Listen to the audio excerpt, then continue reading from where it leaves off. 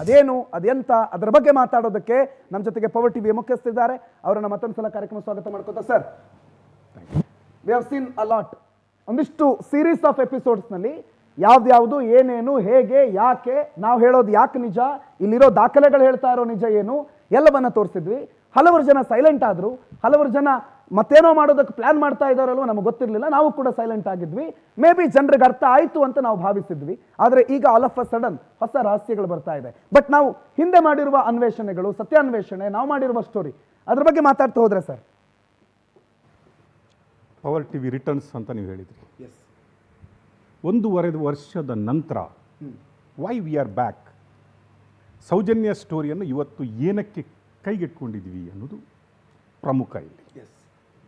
Number 1, ಕಷ್ಟ ಬಂದಾಗ ಇಡೀ ದೇಶದ ಜನತೆ ಮಹಾದೇವನ ನೆನಪಿಸುತ್ತೆ, ಮಂಜುನಾಥನ ಪಾದಕ್ಕೆರಕತ್ತೆ.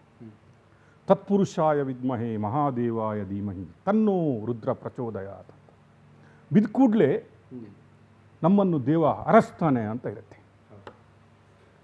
ನೀವು ಭಕ್ತ ಮಾರ್ಕಂಡೇಯನ ಸ್ಟೋರಿ ನೋಡಿ, ಮೃತ್ಯುವನ್ನೇ ಗೆದ್ದು ಬರ್ತಾನೆ.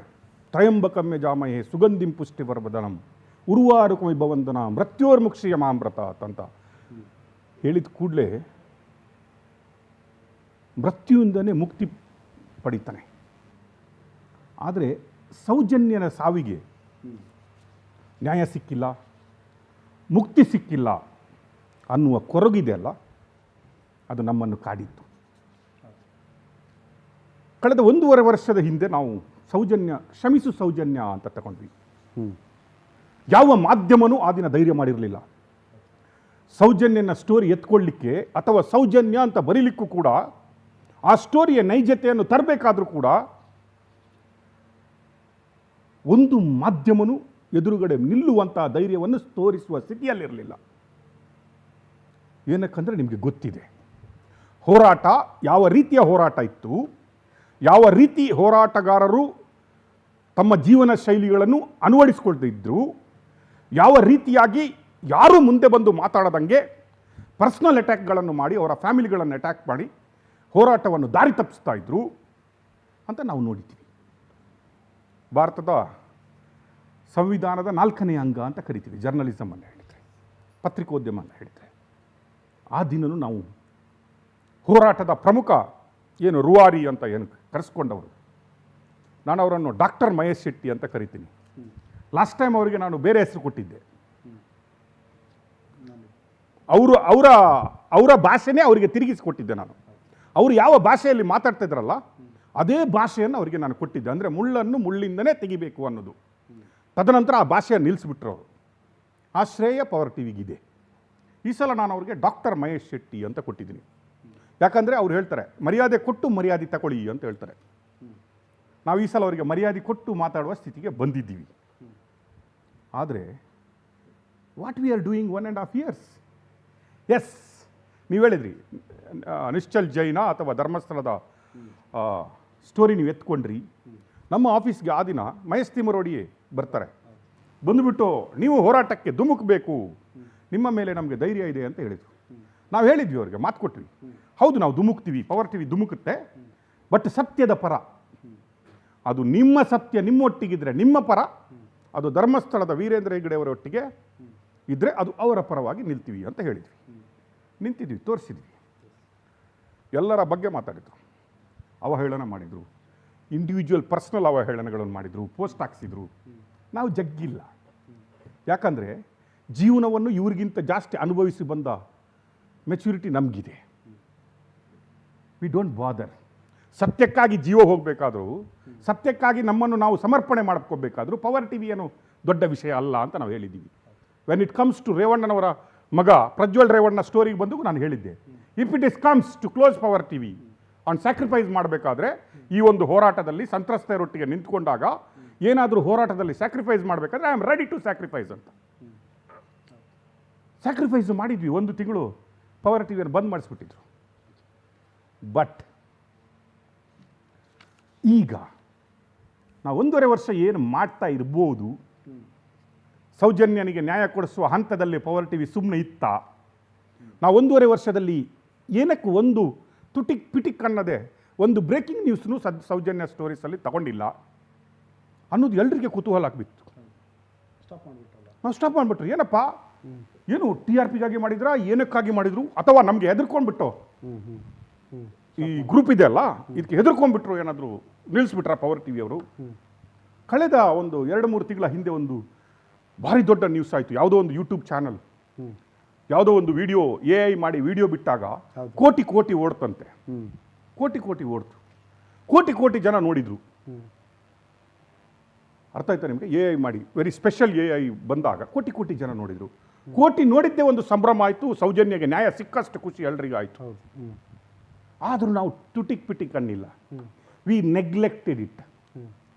ಏನಕ್ಕೆ ಹೇಳಿ? ಅದು ನ್ಯೂಸ್ ಮಾಡುವಂಥದ್ದು, ಬ್ರೇಕಿಂಗ್ ಮಾಡುವಂಥದ್ದು ನ್ಯೂಸೇ ಅಲ್ಲ. For us we are in serious business. ನಾವು ಏನು ತಗೊಂಡ್ರು, ಪವರ್ ಟಿವಿಯಲ್ಲಿ ಏನು ತಗೊಂಡ್ರು, ನಾವು ಅರ್ಧಕ್ಕೆ ಕೈ ಬಿಟ್ಟವರೇ ಅಲ್ಲ. ಅರ್ಧಕ್ಕೆ ಯಾವ ಸ್ಟೋರಿಯನ್ನು ಕೈ ಬಿಟ್ಟು ನಿಲ್ಲಿಸಿದವರಲ್ಲ, ಅಥವಾ ಯಾರಿಗೆ ಹೋಗಿ ಸಲಾಂ ಹಾಕಿ ಕೂತ್ಕೊಂಡವರಲ್ಲ. ಬಟ್ ನಾನು ಆ ದಿನ ಕಾರ್ಕಳದಲ್ಲಿ ಒಂದು ಸ್ಪೀಚಲ್ಲಿ ಹೇಳಿದ್ದೆ, ಧರ್ಮ ಸಂರಕ್ಷಣೆ ಮಾಡುವ ಹಂತದಲ್ಲಿ ನಾನು ಸ್ಪೀಚ್ ಮಾಡ್ದಂಗೆ ಹೇಳಿದೆ, ಧರ್ಮಸ್ಥಳದಲ್ಲಿ ಮಂಜುನಾಥ ಸಪೋಸ್ ಇದ್ರೆ ಅಥವಾ ಅಣ್ಣಪ್ಪ ಸ್ವಾಮಿ ಆ ಬೆಟ್ಟದಲ್ಲಿ ನೆಲೆಸಿದ್ರೆ, ಅವನೇನಾದರೂ ನಿಜವಾಗಿಯೂ ಅಷ್ಟು ಪವರ್ಫುಲ್ ದೇವರು ಅಂತ ನಾವೇನಾದರೂ ಒಪ್ಪಿಕೊಂಡಿದ್ರೆ ಇದಕ್ಕೆ ಒಂದು ನ್ಯಾಯ ಸಿಗುತ್ತೆ. ನೇತ್ರಾವತಿಯಲ್ಲಿ ಹಲವು ಜನ ಮುಳುಗುವ ಸಂಭವನು ಬರಬಹುದು ಅಂತ ಹೇಳಿದ್ದೆ. ಅಥವಾ it goes to a such extension, ಆ ಹುಚ್ಚಿತನಕ್ಕೆ ಕೈ ಹಾಕ್ಬೋದು, ಇದಕ್ಕೆ ಹೆಂಡು ತರಲಿಕ್ಕಂತ ಒಂದು ಹುಚ್ಚಿತನಕ್ಕೆ ಕೈ ಹಾಕ್ಬೋದು ಅಂತ ಹೇಳಿದ್ದೆ. ಐ ಆಮ್ ಸೀಯಿಂಗ್ ಇಟ್ ನಾವ್. ಆ ಎಂಡ್ ಇದೆಯಲ್ಲ, ಆ ಹುಚ್ಚುತನದ ಪರಮಾವಧಿ ಇದೆ ಅಲ್ಲ, ನಾವು ನಡೆದದ್ದೇ ದಾರಿ ಅನ್ನೋದಿದೆ ಅಲ್ವಾ, ಆ ಎಂಡ್ ಪಾಯಿಂಟ್ಗೆ ನಾವು ಬಂದಂಗಿದೆ ಅಂತ ಅನಿಸ್ತಾ ಇದೆ ನನಗೆ. ನಾವು Soujanya is going to get her justice. ಏನಕ್ಕಂದರೆ ನೀವು ಸೊಸೈಟಿಯನ್ನು, ಸಮಾಜವನ್ನು ಎಷ್ಟು ದಿನ ದಾರಿ ತಪ್ಪಿಸಬಹುದು ಅನ್ನೋದನ್ನು ಮನವರಿಕೆ ಮಾಡ್ಕೋಬೇಕು.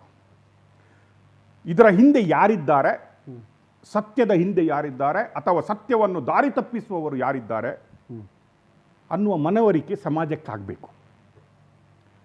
ಹಿಸ್ಟ್ರಿ, ಒಳ್ಳೆಯ ಹಿಸ್ಟ್ರಿಗಳು ರಿಪೀಟ್ ಆಗಬೇಕು. ವಿ ಆಲ್ವೇಸ್ ಥಿಂಕ್ ಒಳ್ಳೆಯ ಹಿಸ್ಟ್ರಿಗಳು ರಿಪೀಟ್ ಆಗಬೇಕು.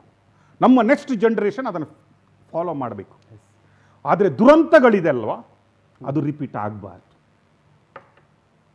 ಅದಕ್ಕೆ ಫುಲ್ ಸ್ಟಾಪ್ ಹಾಕಬೇಕು.